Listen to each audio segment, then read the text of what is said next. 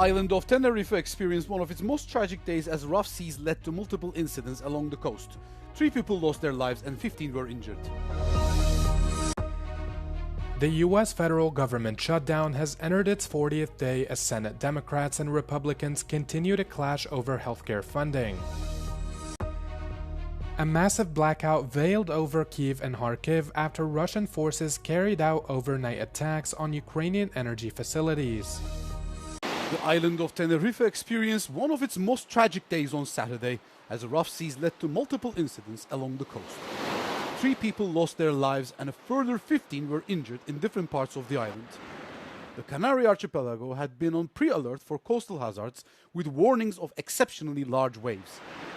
The most serious incident occurred in Puerto de la Cruz, where 10 people were swept into the water from a quayside. 1 woman was found in cardiorespiratory arrest and was confirmed dead, while 3 others suffered critical injuries. In a separate event, 6 French tourists fell into water at Taganana after being hit by large waves. The lifeless body of another man was found floating in the sea of Granadilla de Abona beach. Late in the afternoon, a helicopter recovered another man from the sea, but he was confirmed dead due to his injuries.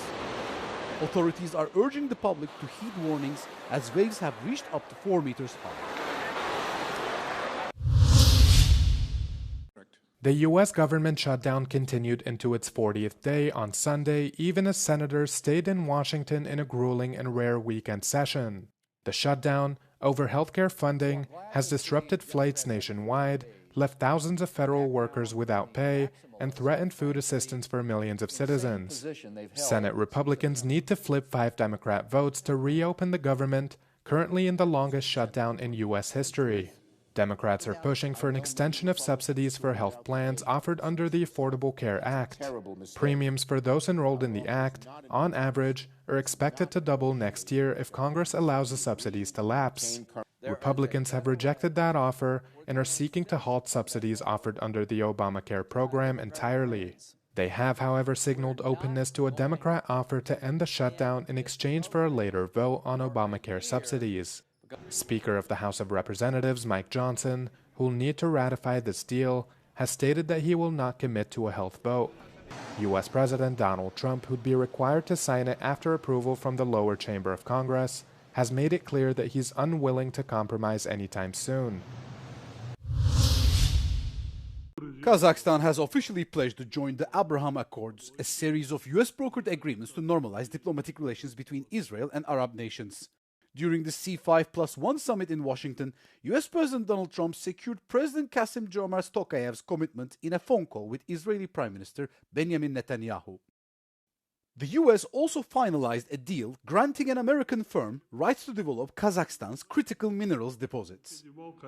President Tokayev expressed support for US peace initiatives, including an infrastructure corridor connecting mainland Azerbaijan with Nakhchivan. This route will link to the Trans-Caspian corridor, which connects trade between China and Europe while bypassing Russia.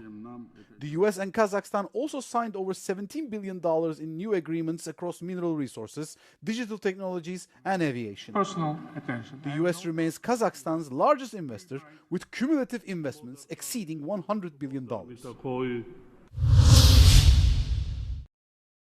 A massive blackout was observed in the Ukrainian capital Kyiv and the northeastern city of Kharkiv after Russian forces carried out overnight strikes targeting Ukrainian energy facilities. The attacks targeted 2 major Ukrainian energy providers' infrastructure in the Sumy and Chernihiv regions, which supply power to multiple cities. Centrenergo, one of Ukraine's largest power companies, said 2 of its thermal power plants were struck, which feed energy to the capital and Kharkiv. Ukrenegro also suffered similar attacks, but announced on Sunday morning that power had been restored in most of the affected regions. Ukraine's Foreign Minister Andrei Sybiha slammed the attacks, calling them a deliberate Russian ploy to indirectly harm civilians as winter approaches. Meanwhile, Ukraine also carried out strikes of its own against Russia's energy sector.